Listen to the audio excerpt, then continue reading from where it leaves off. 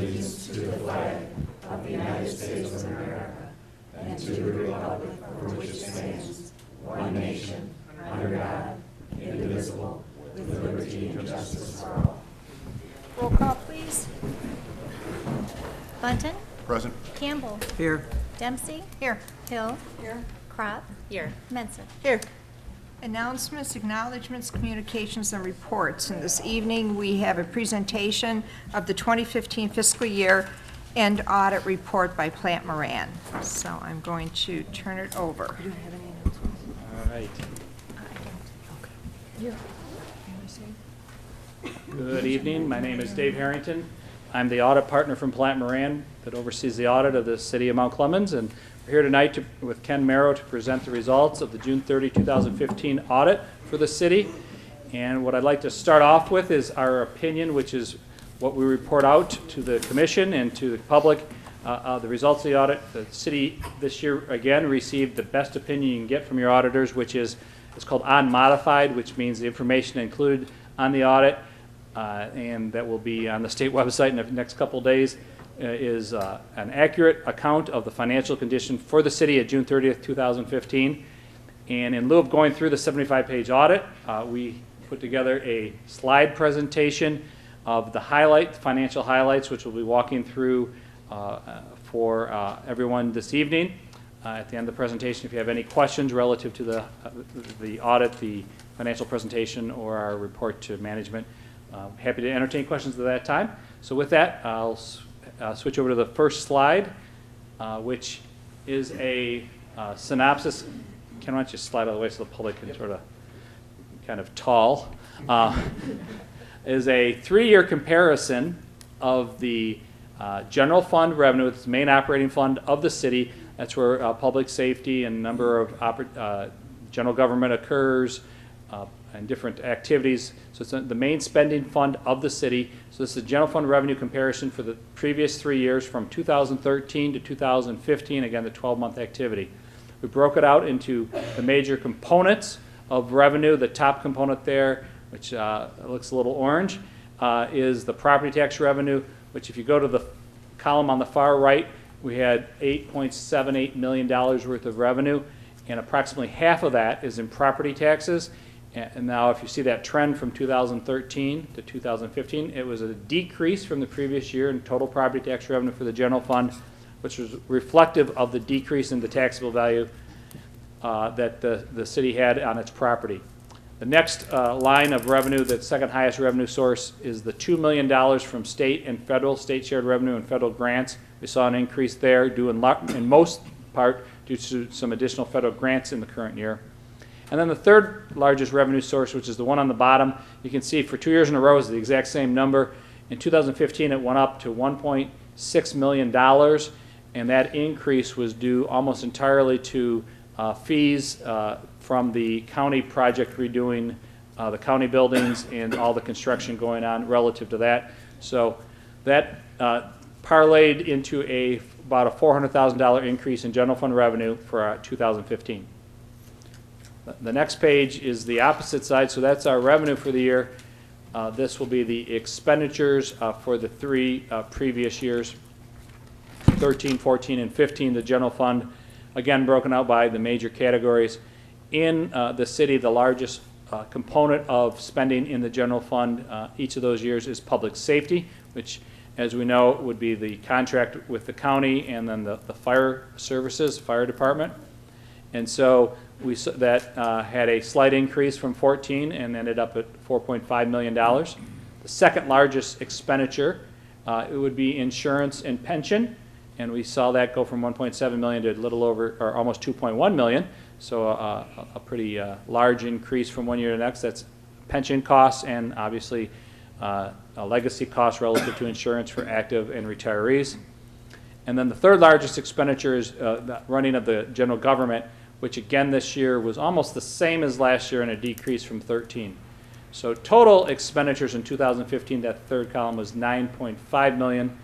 And so if you go to the next slide, Ken, we'll see where the fund balance is for the city. And what we are tracking here is the last 9 years fund balance between 2007 to 2015 of the main operating fund. And as you can see, we had some increases, and then from 2012 on, we've had a steady decrease. We had a one-time revenue source in 12 that caused an uptick, but you can see the trend here that the fund balance in 2012 was 4.1 million, then 3.5, 3 million in 2014, and down to 2.4 million in 2015. This trend was a direct result of primarily the loss of property tax revenue, because expenditures, as you saw, and general government in particular, were held pretty steady. But what we have was a rise in legacy costs coupled with reduction in overall revenue for state shared revenue and for property taxes. So on the next slide, what we're taking this trend and this. Let me explain it. This is a rather significant, probably the most important slide. The orange bars, this is from 2014. You see the fund balance is an orange bar there, and the orange bars are without the charter amendment. So in 14 and 15, the impact of the charter amendment had not yet occurred. And so if the charter amendment had not passed, it's projected that our fund balance at June 30th of 16 would be 1.3 million. And then June 30th of 17, the general fund would be in a deficit, or the city would be in a deficit, and its major fund, its most important fund, and then you see the deficit grow to almost 4 million by 2019. So the impact, if that had not passed, the city would be reducing services dramatically beyond what the cuts it currently has had to make. Since the charter amendment has passed, we are now projecting that the fund balance will be over 3 million for those 4 years, which will allow the community to fulfill pension obligations, make the pay-as-you-go amounts on your legacy costs, and start to address the delayed spending on capital projects, which has been really suppressed for almost a decade, ever since we started the downtick. So it was strategically significantly important because of the significant reduction in property tax revenue the community has faced since 2008 to today. That change in the charter amendment does allow this community to move forward and meet its pay-as-you-go obligations and start to strategically address some of the delayed capital expenditures. The next two slides are a discussion about the other two large funds in the city. This is the water system. And so what this shows is the last 5 years, how much available cash was available in the fund, and then it's compared to how much debt it annually has to pay. So it has to generate enough cash to pay off that debt, which it has done, but this fund has had no excess cash for the last 4 years until this year. So there have been rate increases, and it's been mission critical, unfortunately, because with no cash, there was no ability to have the flexibility to address capital and repair needs as otherwise would be needed. So it has been able to pay off the principal and interest, and those payments, those bond payments go out to the end of this decade, and then they'll start to fall off. But we're finally, for the first time this year, and this is part of the deficit reduction plan that was filed at the state, to establish a small, and it's very small, but it's a start, cash balance in 15. And the last slide is the same story for the sewer fund, and this would be unrestricted cash at June 30th, 2015. We did see an increase of a little over almost $470,000, which is again in the right direction, because as the bonds start to be paid off in 4 or 5 years, we have an aging infrastructure in the city. All of us 15, 20 years ago, when things got rebuilt, we thought, well, this is great, and it is great, but we have to avoid having to have significant bonding, we'll need some cash to maintain this system. I know we're looking at capital needs and repair needs as we go forward. So this is a nice trend. By far, this is the most optimistic financial report we've had in a decade. So there's the ability to strategically address some of the city's needs going forward. So with that, I'll be happy to take any questions.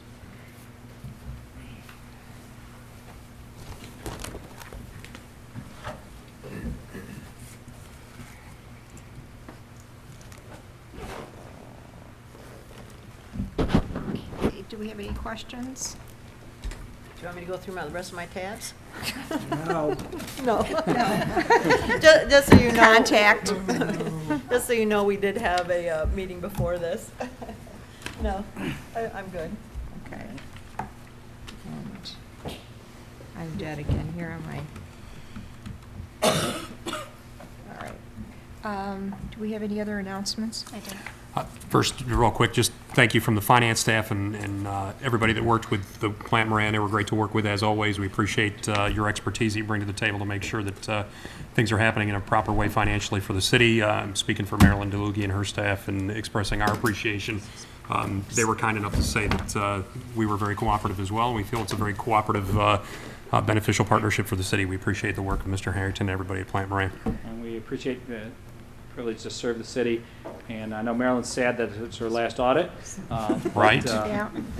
Welcome to retirement, and I think you've done a fine job of bringing in a new finance director, and we've worked with your new finance director in the past, and I think this is a new era to really, the finances are heading in the right direction, and everybody worked really hard to make sure you got the best opinion you could, and you should be very, very pleased.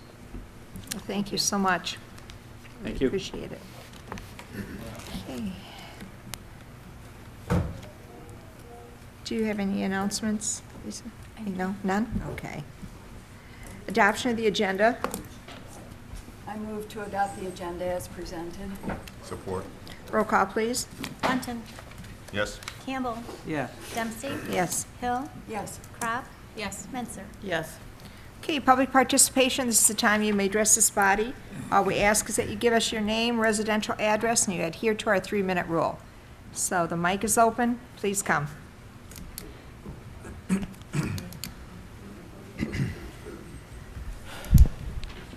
Laura Fournier, 70 Lodwick, Mount Clemens.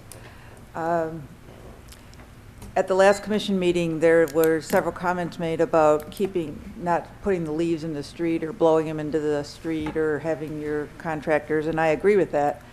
And I have never done that, and I hope to God the guys that cut my grass don't do it. I don't think they do. But obviously, there are people in the city that do. But a bigger problem in our neighborhood almost is we have so many trees on the boulevard that it's all in the street that it seems to me that that's the city's responsibility. Now, if we don't blow our leaves in the street, we did our part, but at least then the city should clean up the streets. And if the sewer system is that delicate, I mean, we all know it's old and we know we have to be careful, I don't understand why, especially at this time of year. I just cleaned up 3 houses this weekend, not mine, and it was bags and bags of muddy, crappy leaves. When the street sweepers come down, nobody knows they're coming, then the cars are all parked there and they can't get through, they can't do their job, and it ends up a big mess, and then when it snows, it becomes an even gorier mess. So I would like to at least request, once again, that we know when they're coming. You could even put a little sign at the end of the street if you're coming, for the next week or something, to just let us know so we can hopefully get our streets cleaned up. And as always, I would hope that the sidewalk program, as it's getting pretty late in the season here, that we can get going so we can at least get some of those done. And finally, on the house at the corner of Robertson and northbound Gratiot, I know you said that you're talking about it or working on it. I would like to know specifically what's being done and how we can all help and get that house down for the church. Thank you. Thank you. Gloria Haller, 260 Cass. 4 things. Number 1, when you're going back to the HR department again, no more directors. I remember being said that you were supposed to hire a director. You need to hire a clerk. You've had a director. She's been nice enough to do the job without being paid or without the title. But she is your HR director. Hire her a clerk, because it's our money you're spending. The money that we didn't give you willingly, even though you try to say thank you, you're not welcome, okay? The cost for Sarah and a clerk is going to be significantly less than the cost for an HR director and Sarah. And it's kind of redundant. Don't be running off spending money just because you got it.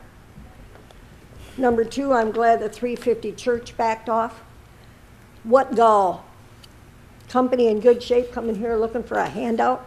I mean, the man's got his pull-ups on and we're supposed to give him a diaper? I don't think so. And you know what that is? That's the county sticking its nose in. Camille from the county, I talked to Steve Cass and I found out for sure what she was supposed to say and wasn't supposed to say because I didn't want a reprieve of what Friedman pulled with J.B. Cutting when he was here, advocating. They're not allowed to advocate. And in fact, I was told that to listen, and if she went over the line, be okay to interrupt her, and I would have done that. You'd have gavelled me, but that's all right. Number three, Plant Moran, 10 years ago, they went over it with you whether or not to have a city income tax. What are you waiting for? For 10 years, you've been moaning about no money, and you got a county sitting right across the river that has a 33.6 million payroll, last time I checked, that you'd get at least 1% of. Why aren't you pursuing it? Maybe for the same reason you're not pursuing canceling J.B. Cutting's tax abatement. They unilaterally broke their agreement, and the state told you you could sue him. You could stop their tax abatement. Why let them have money? They're not doing what they said they would. And finally, the hydrant at Basic. Remember when I painted a hydrant and I was hauled to court? Mr. Murray remembers because he prosecuted me. When are you going to prosecute Basic? And if you aren't going to prosecute Basic, I suggest you have them repaint that hydrant because it started out yellow. They've painted it brilliant red to go with their building without asking anybody because, oh no, we're friends with the fire department. Well, really? So if you aren't going to prosecute them and you aren't going to make them repaint it, then my address is 260 Cass. I need a check for $3,400 for what I had to pay to defend myself in criminal court because this city hauled me to court for something they're not hauling somebody else to court for. Now, I think Mr. Murray can tell you that's selective prosecution. I don't recommend you stay on that path. Thank you. Anyone else? Hello, Ruthie Stevenson, 69 Bain. I'd like to commend each and every one that's been elected and those who have returned back to their seats. Now we all need to get on one accord to do what's best for this city without our personal agendas and all the rest. What I would like to do, and also to the citizens of this community, you've had power in two places, your voice and your vote. Those of you who have used your voice and those who haven't used your vote, come forward. These commissioners don't know what the problems is in your community, and they represent the whole city, not certain segments, because we're not a district city. What you need to do is come forth and explain to them what your needs and concerns are in this city, and hopefully we can all work together to come to some kind of consensus to make this city better. Thank you. Thank you. My name is Loretta Siplin. I don't live in Mount Clemens, but I have a home in Mount Clemens. I live in Clinton Township. I was in Mount Clemens on Gratiot Court raking the leaves and putting them in a brown bag, and I'm putting them in front of my house so they can be picked up. Because the people that live on that street, they don't seem to care at all. So I just rake up the leaves, put them in a bag, and put them on my property. I don't live there, but I lived there over 40 years, and I had to move. And I talked to Mr. Brown about putting some signs on that street. There used to be 2 no parking signs on the other side of the street, and now it's 1. Because a lady put up a modular home. When she put it up, I found that sign. I never got around going to the city about it. But they also need one on that by the apartment at Bohem's and Gratiot Court. They need a sign there, because people park on both sides. And if there's a fire, they have a hard time getting through with a fire truck. When you have to remove the snow, they're parked on this side and they're parked on that side. You can't remove the snow in the wintertime. And you tell people, do not park your cars on the side of the street in the wintertime so the snow can be removed. They have parking in the back, plenty of parking in the back, but no, they rather park in the front. So people have a hard time getting down that street. That's not fair to the people that live there, especially the people that own their homes. We park our car, when we lived there, we parked our cars in the garage or in the back of the house. We never parked on the street. But some people don't get that point, especially in the wintertime. Then they get all plowed in and complain. Well, you have a right to get plowed in if you leave your car in the street. When you got parking in the back, park it in the back. That's all I have to say. Thank you. Anyone else?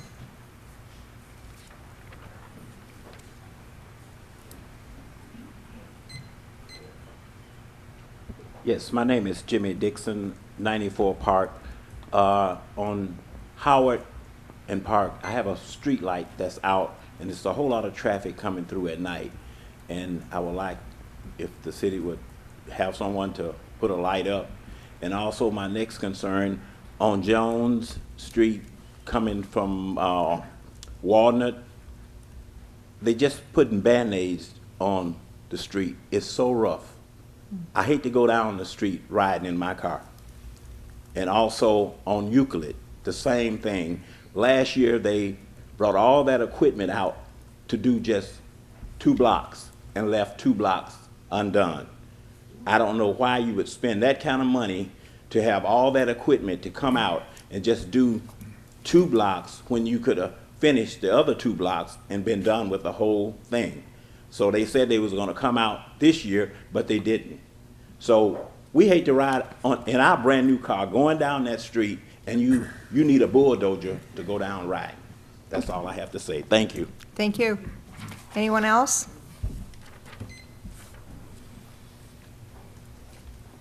Michelle Weiss, 18200 Terra Drive, Clinton Township. I just wanted to remind all the residents that your Christmas open house is this Friday from 4 o'clock until 9. Bring your children downtown to have a free photo with Santa and Mrs. Claus, and we have activities for the children. We have a science show, meet and greet in the old Art and Craft store at 70 Macomb Place. We'll have Dickens carolers throughout the street, fantasy face painting, and as always, our free trolley rides, horse-drawn, for the families. Also, I want to remind everyone that the parade is on Saturday at 10 a.m., November 21st. This will be our first time that we've changed it, and we hope that you'll all come down with your families and enjoy the entire weekend. Thank you. Thank you. Anyone else? Okay, seeing none, administrative responses and issues that, or questions raised at previous meetings. Had several items this evening, Your Honor. Number 1, College Park Industries Industrial Development District request. It was mentioned earlier in the meeting. College Park Industries, a new addition to the property owner business community here in Mount Clemens, had initially requested consideration of the establishment of an industrial development district for their business. After they reviewed the matter with our city assessor, that company has withdrawn their request, and we do look forward to College Park Industries opening their new facility in Mount Clemens, a high-tech business that does prosthetics for people, and it'll be a nice addition to the city's business community, so we're looking forward to that. The second item I wanted to talk about was the sidewalk update from last week's meeting. Again, it was brought up, and again today it was brought up. Our concrete contractor is in town with a small crew currently. City staff continues to interact with that contractor to get sidewalk as well as other concrete work accomplished before the end of this season. There are issues related to weather deadlines that are going to come into play, so we are in close contact with that contractor. We're looking to prioritize things. The sidewalk work will be among our priorities, as will repairs in the street that have been done previously that have steel plates on them. That creates issues for our snowplow crews during the winter months, so we want to make sure that we get those cleared. Those are going to be the priority items for this contractor as they do work in the city of Mount Clemens here at the end of the season. The next item was the Church Street inquiry. We talked about this previously as well. Church Street is the city's responsibility, and that road is clearly in need of repair. In fact, there is a project which will improve this road through sectional concrete patching slated for June of 2016. This project is part of what's called the Transportation Improvement Program, or the TIP program, which is coordinated through SEMCOG, which Mount Clemens is a member of. So as part of that TIP program, we are going to see some action on Church Street in the early part of spring 2016. Next item that I had was concerns about liquor licenses that was addressed by a gentleman in the audience last meeting. There was a concern about that article that was in the Macomb Daily that referenced a website listing the drunkest cities in Michigan, and Mount Clemens was included in that listing, and I wanted to make a few points related to that article and the information that it contained. First off, I would question the website's analysis. It basically talked about two different things: the number of liquor licenses in town, and then the second thing that was primarily the focus was related to the divorce rate, which was allegedly related to drinking. The amount of analysis there is pretty light, and there was really no data that was provided. So I question that from that standpoint. Secondly, the business districts of urban downtowns like the city of Mount Clemens often have an entertainment component. We are the urban core downtown of the county of Macomb, and as such, we're going to have a fairly large entertainment component to our business community. That's not something that we should be surprised by nor embarrassed by. It's kind of part and parcel of being a downtown community like the city of Mount Clemens is. The last thing I'd like to point out is Mount Clemens is fortunate to have many different types of businesses in our business community. We have high-tech businesses, which we referenced earlier with College Park Industries and their initial request for that industrial development district. That's a high-tech business that's coming to Mount Clemens and adding to the number of businesses we have in that sector. We've got the headquarters of a major vision services operation in SVS Vision. We've got lots of shopping destinations and a variety of other business uses in our downtown. Businesses with liquor license are just one component of our business diversity, and that's something that we're very proud of, that diversity of our business community in the downtown area as well as throughout Mount Clemens. So I just wanted to make mention of some of those things in reaction to the comment that was made by the gentleman. And then with the chair's indulgence, I would like to cover one thing that I didn't have on my administrative responses, and it might be better for the city manager report, but I want to do it now in case people get tired by the end of our meeting. I'm going back to my roots with some facial hair that I'm growing. I used to have it all my life. It's kind of drawing attention to Movember. Many people have heard about that, and I promised Ruthie Stevenson that I would make mention of why I'm doing that. She asked me to do that last time, and I didn't do it.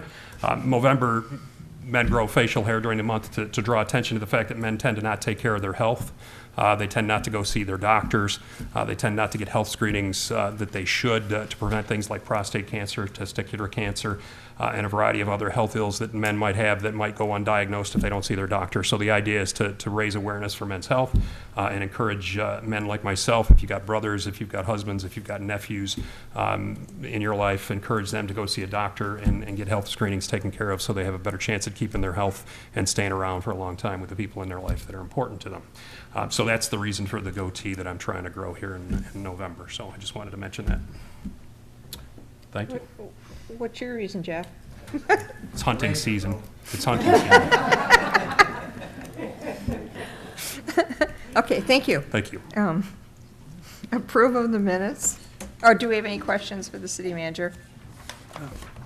Commissioner Campbell? No? Not of the minutes, though. Okay, approve of the minutes. I just have a question here. It talks about the postponing the vote. I thought it was on the city attorney's recommendation to revisit it, just table it and revisit it as opposed to waiting until the seat was I filled. think he mentioned revisiting. I'm not going to speak for him until after the other party is added. Because he said it might not be till August, so that we might want to revisit. No, that's. I think Commissioner Campbell's correct. I just obviously revisit you're not getting anywhere at the organizational meeting, so I suggested you table it. And we also talked about the fact that if you get a seventh member, you know, that might be within the next 30 or 45 days. But if you don't, if, you know, there's some consensus that's developed, you can appoint a mayor pro tem anytime 4 of you agree. Got a fourth? Huh? So then we'll revisit it whenever we want. If you, yeah. Okay. Yeah. So I'll make a motion to approve the minutes with the correction to November 9th. And the corrections one? What was the correction? I didn't think there was a correction. Because it said until the vacant commission seat is filled, we just said table it. So that needs to be changed. Right here. But you're saying it's not necessarily when the commission seat is Right. filled. Right, then right, it's changed. right, Yeah. right.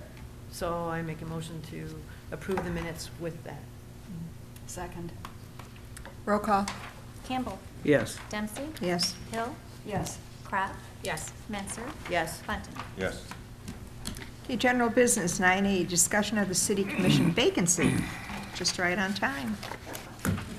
Move to discuss the guidelines for filling the city commission vacancy. Support. So at this time, it'd be appropriate for City Commission to discuss filling the vacancy which was created by the resignation of Commissioner Gary Blash effective August 3rd, 2015. As per the city charter, any vacancy which occurs in the commission shall be filled by a majority vote of the remaining members of the commission. The appointed commissioner would hold office for any balance of the unexpired original term of the vacant seat. Commissioner Blash's term will expire in November of 2017. If the vacancy in the office of commissioner is not filled within 60 days by commission vote, the vacancy shall be filled for the respective unexpired term at a special election. We would recommend holding that special election at the state primary election scheduled for August 2nd, 2016, which would allow candidates ample time to meet the required filing deadlines. And I also have a memo that covers a variety of different ideas and suggestions for a timeline for the commission to consider at tonight's meeting. I can go through that if you'd like. But otherwise, the intent was to have a discussion here among the mayor and commission to decide how they'd like to go about filling the vacancy by council appointment, by commission appointment. Okay. Do you have anything to add? Nothing. I just want to see if the attorney had anything to add. Well, the only thing I would add is that you don't have a lot of discretion in terms of how the commission would like to fill this seat. It's set forth in the charter, and you got to follow the charter. So the timeline is basically an outline that fits within the 60-day time frame. So I don't think it's something that there should be a whole lot of debate about. I don't think there's too much alternative to what's set forth here. Would you like me to go through the timeframes for discussion purposes to get the information out, at least as a starting point? Go ahead. So in consultation with the city attorney and clerk, we put together the following timeline, establishing a deadline potentially of Friday, December 4th, 2015 for the acceptance of applications for the vacancy, publicizing the acceptance of applications via reports at commission meetings, our website, and perhaps in the Macomb Daily and the Journal, placing a December 7th agenda item before the commission for all applicants to have the opportunity to introduce themselves to the commission at that meeting.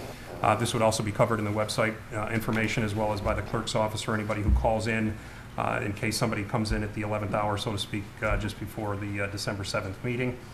Depending on commission preference, we can look at whether we need to schedule a special meeting for formal interviews between the meetings of December 7th and December 21st, and then perhaps a December 21st agenda item before commission to appoint someone to the vacancy, and then if necessary, if agreement isn't accomplished at that meeting, placing the appointment back before the commission again at the January 4th, 2016 meeting. If no appointment is made by the deadline of the 60 days, which is actually January 8th, 2016, because the way the 60 days has started essentially is the swearing in of the new commission, which happened on November 9th. So if no appointment is made by January 8th, again, we'd be looking at a special election alternative that we would advocate doing in August of 2016. And then the last thing, too, I wanted to point out, too, I didn't have it in the memo.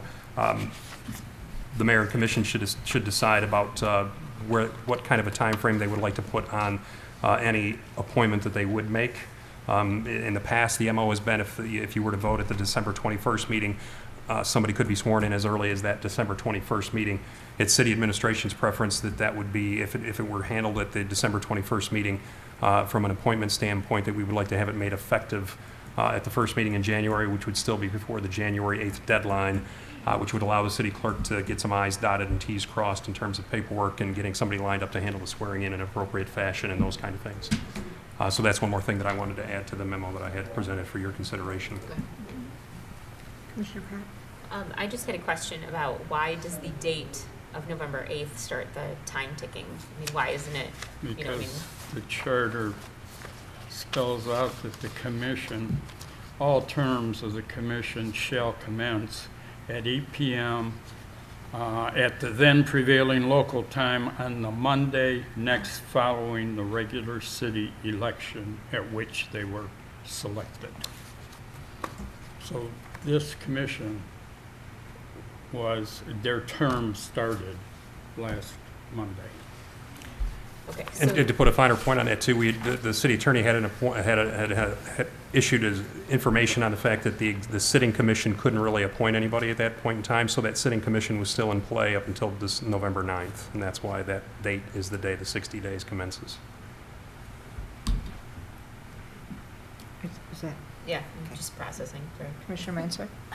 I had a question about the application. Are we going to have like a printed form that they need to get, or are we going to accept letters of interest with maybe a resume or something like that?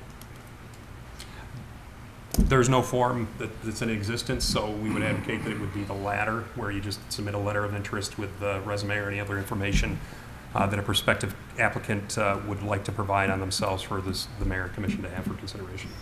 Okay. Anyone else? Have we decided if we're going to, I know you said Macomb Daily in the Journal, have you decided what you're going to do there, or? I mean, you've only got 3 weeks, a little over 3 weeks. Right, we're going to wait for this meeting to get a discussion handled and then go ahead and move forward with it. So I think that we would be looking at the November 22nd Macomb Daily, the Journal potentially, I think the Wednesday before that, the 25th, well, the Wednesday after, I apologize. The Wednesday, November 25th after that. So those would be the dates that we would have advertisements in those two publications so that people could have the benefit of seeing that information there. We'd just do probably a pretty short announcement in the actual paper and refer people to the website and/or to a number at City Hall for them to contact the city clerk's office to express interest. Okay. And we'll have it on the website. Yes, as soon as we get some information here today. Okay. Do you need a motion here for anything? I don't think so. It was just a discussion. Just as informational. So. You're comfortable with the outline? So anybody out there,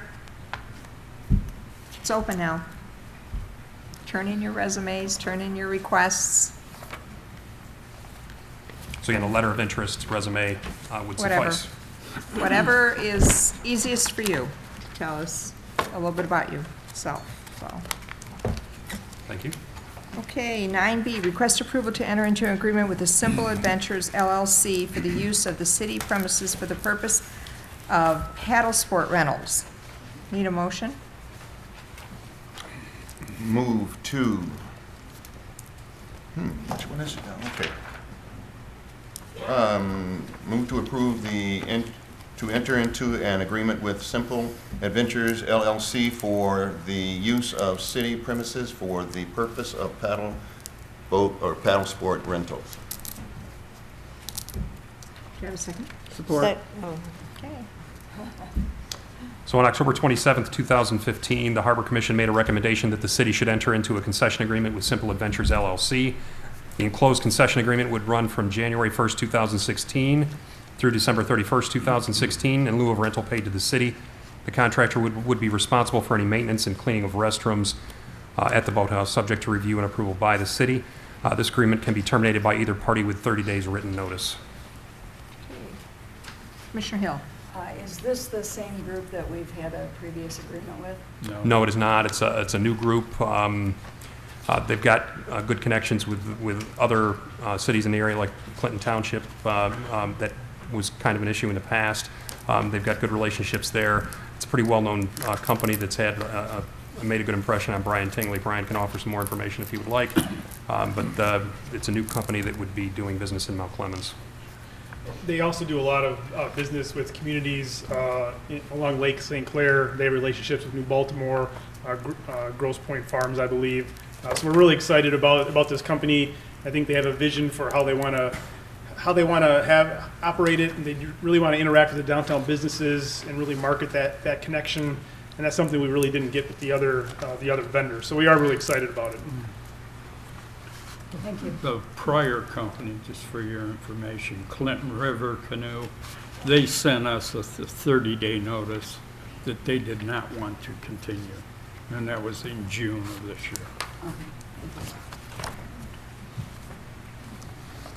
Commissioner Mensah. Brian, I was just, this contract looks almost exactly the same as the last one, but I had a question on the indemnification. The contractor, will hold harmless the city and its officers, officials, employees, and agents. But I wanted to make sure that there was something there that that the people who are renting the canoes or the paddle boats or the paddle boards hold the city, harmless also, or is that covered by the contractor's insurance? Yeah, they're also required to provide us with the certificate of liability that Right. covers the city, its employees, staff, et cetera. Right, but but from the renter's standpoint, the people who actually rent those, are they covered by that agreement to hold the city harmless if they fall off their paddleboard and chip their tooth or break their arm? Because that's what happened to me. The contractor has to indemnify us for any Right. claims, okay? Right. Those third parties, they may sue the city, but the contractor is going to be the one that's going to have to, his insurance company, defend and pay the claims. Okay, that's all I needed. Anyone else? Roll call, please. Dempsey. Yes. Hill. Yes. Crop. Yes. Menzer. Yes. Bunton. Yes. Campbell. Yes. 9C, approve purchase and payment of invoices. Need a motion? I move to approve purchases and payment of invoices as presented. Support. Are there any questions or comments? Seeing none, roll call, please. Hill. Yes. Crop. Yes. Menzer. Yes. Bunton. Yes. Campbell. Yes. Dempsey. Yes. Consent agenda. I move to approve the consent agenda. Support. Roll call, please. Crop. Yes. Menzer. Yes. Bunton. Yes. Campbell. Yes. Dempsey. Yes. Hill. Yes. Okay, city manager's report. Just a couple of things this week. As discussed during fiscal year 2016 budget process and at several recent commission meetings, the utilities director position currently being handled by F&B Operations and Resource Management through a management contract was advertised for individual candidate applications or submissions. The position was advertised or otherwise publicized as follows in the Macomb Daily and the Monster.com website that they utilize. Postcards were sent out to individuals who applied the prior year. The posting was placed on the Michigan Municipal League's website. The opening was posted on Michigan Townships Association's website, on the Michigan Water Environment Association website, on the Michigan Talent Bank website, and also on the city's website.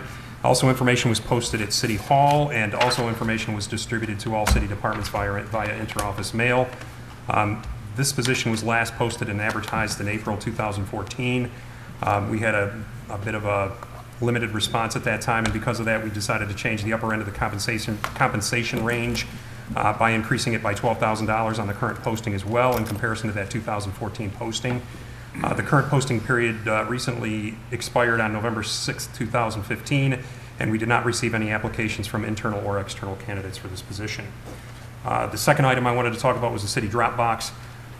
This is a bit of just another reminder of the announcement of the availability of this option for residents and other customers. The drop box is installed and allows for dropping off of city business without exiting your vehicle. The drop box is located in the center island at the rear of our parking lot, near the gazebo and the Clinton River. The best way to approach and use that drop box is to enter the parking lot from the drive nearest the fire station and proceed to the back of the lot and turn left. The drop box is in the second island and on the left. The drop box can be used and accessed 24 hours a day for any city business that does not require immediate interaction with an employee. This includes bill payments for taxes, water bills, tickets, etc., forms for processing, absentee voter ballots, etc. Cash should not be deposited in the drop box. As discussed previously, we'll continue to do outreach on this new option for transacting city business so we can get the word out to our residents and other customers. And that's all that I have this evening. Thank you. Any questions to the city manager? Okay, excuse me. Commissioners' comments. Commissioner Button? Okay. I want to thank those citizens who took the time to vote in the past city election. I have helped, you have helped to direct the future of the city. I am disappointed that there were so few that exercised their vote to right, their right to vote. Been one of those days, folks, just be like that. Sometimes. Okay. Anyway, there are people who died fighting for the right to vote, and so many people take it for granted or discount it altogether. And I think that's a shame.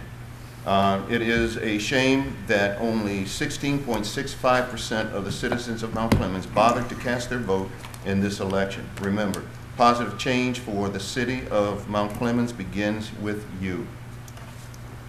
Leave collection. We've talked about that numerous times, so I'm going to add another caveat to this. Please do not put your leaf containers at the curb days before collection day.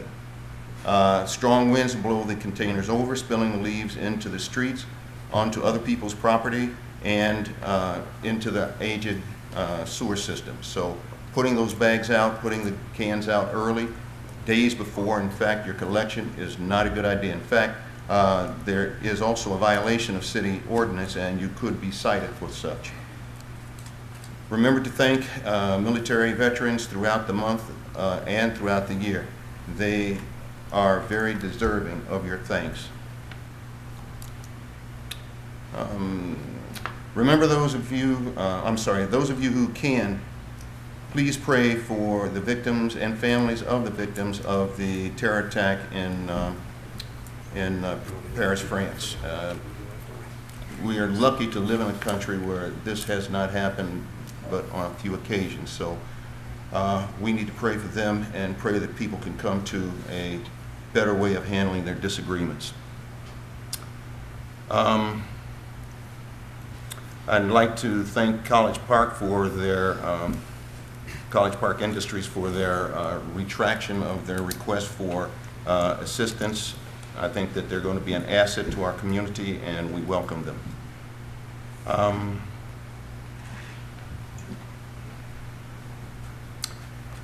going to make a small comment about Euclid Street. When I go and look for a car, or I use Euclid Street as a test street. If a car can handle Euclid Street, then it's good enough for me to drive. And a lot of them failed. A lot of them have failed. Euclid Street is horrific, and I wish there's something that can be done about Euclid Street. It's just my opinion. All right, and about 4 years ago, when I first took this seat, I gave my first Commissioner wisdom, and I quoted something my mother frequently said to me. And in honor of her, and to repeat the things that she used to tell me, I would like to pass that on again to you at the beginning of this new 4-year term. And it's simply this: love many, trust few, always paddle your own canoe. That will say good night. Thank you. Commissioner Mensah. I'd like to remind you that Seminole Academy is looking for tutors for reading and any other subject. Please contact the school or contact the PTO organization if you can help out with that. And I'd also like to remind you that there are routes in Mount Clemens for Meals on Wheels for our seniors and for our handicaps and for our shut-ins. Please contact the Community Services Agency if you can take a route for the holiday. It's 10 to 12 homes that you visit and people that you feed. It's especially difficult to get people for Thanksgiving and Christmas. So if you can do that, please make sure. If you don't know how to contact them, call me. I'll put you in touch with them. I was extremely disappointed in the voter turnout also. Nowhere but at the local level does your vote mean as much. We saw here in this own commission, between Commissioner Blash and Commissioner Jack Johns, a tie vote that was decided by a coin flip. Nowhere but at the local level is your voice heard like that. It's extremely important that you vote. Women fought for the right to vote, and it took years. Black people fought for the right to vote, and it took years. And our veterans fight now and continue to fight and have fought for years to make sure that this country stays free and that we all have the right to vote. A 16% turnout is quite frankly unacceptable. It's really unacceptable. And then I heard about East Point. East Point's voter turnout was less than 12%. So I don't know what apathy or disappointment or loss of hope is going on in our communities.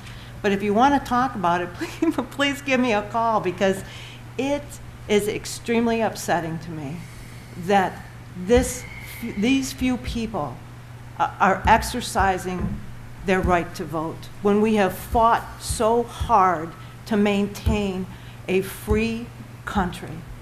That's my comments tonight. Thank you. Commissioner Crop. I prepared something because I'll ramble if not, especially on my first time, but I do want to mention I had the pleasure of stopping by the Anton Art Center on Friday for their market, for their holiday market, and it was fantastic, and it had a lot of great local artists, and I found some gifts, and they were very reasonably priced. At first I thought, oh, art gallery, I don't know, but it was really great, and so I encourage everyone to attend and think about your gift giving to be local. First, I'd like to thank all the residents who came out on November 3rd and participated in the election. To those of you who entrusted me with your vote, please know that I don't take the confidence lightly. I plan to work hard and make your voice for the city of Mount Clemens heard. I ran on 3 issues. 1, transparency in our finances and budget. 2, improvements to our major thoroughfares. And 3, commercial, technological, and industrial business attraction.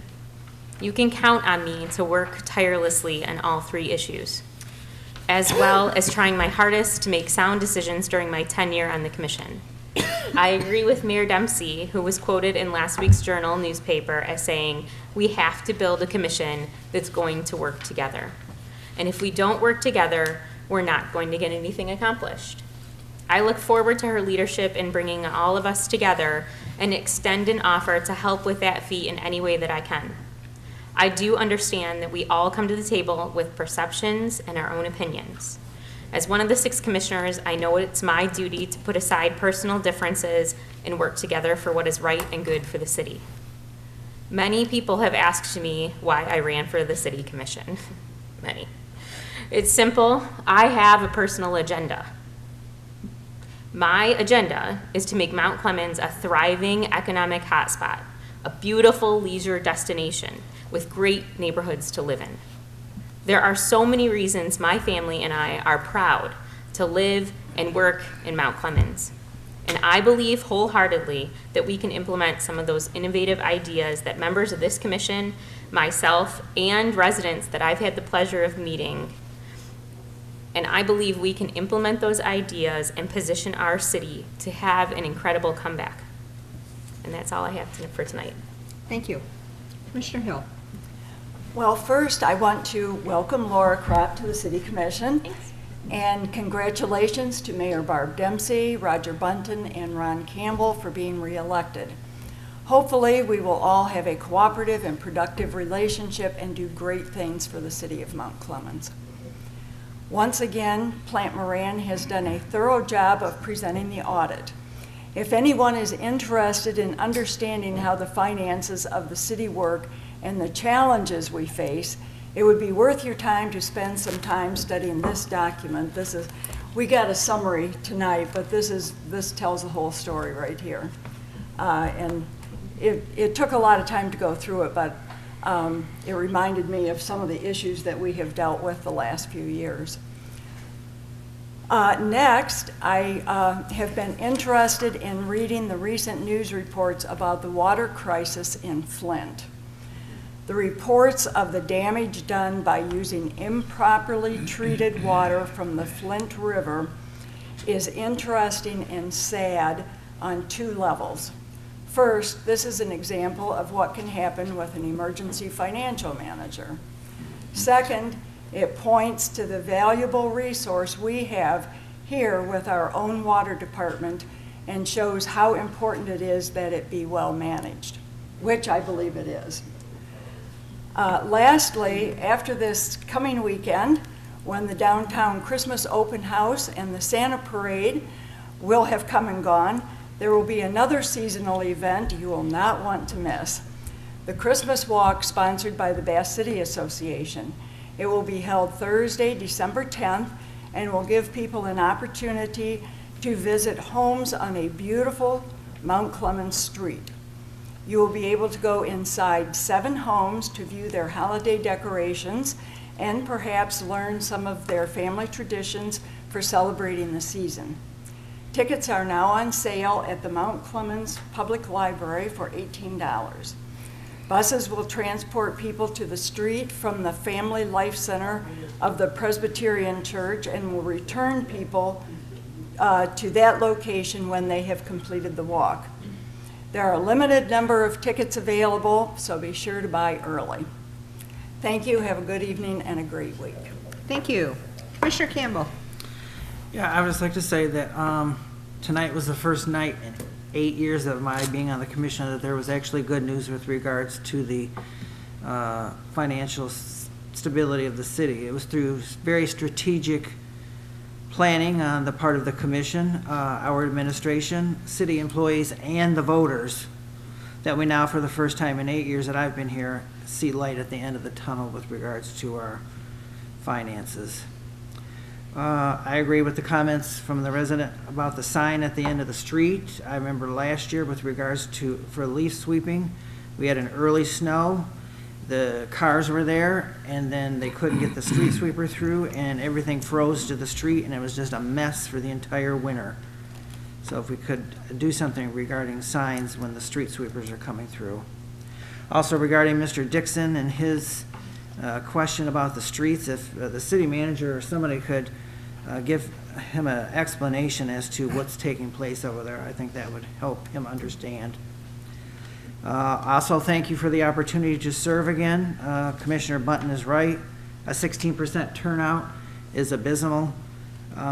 It doesn't surprise me, though. I teach government in high school, and it is a challenge to make government interesting to high school kids.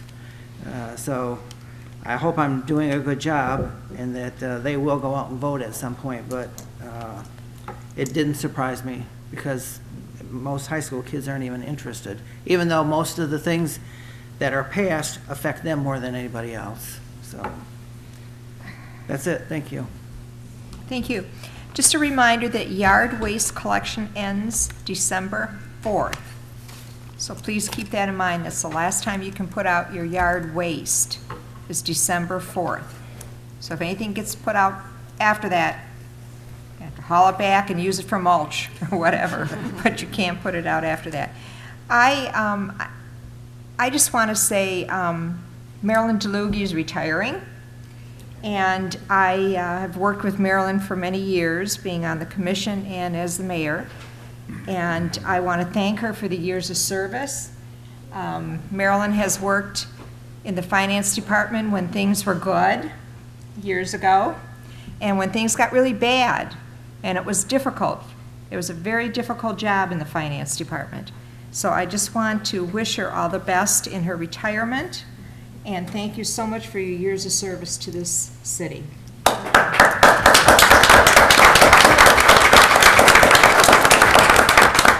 And with that, I will take a motion to adjourn. So moved. Support. Roll call, please.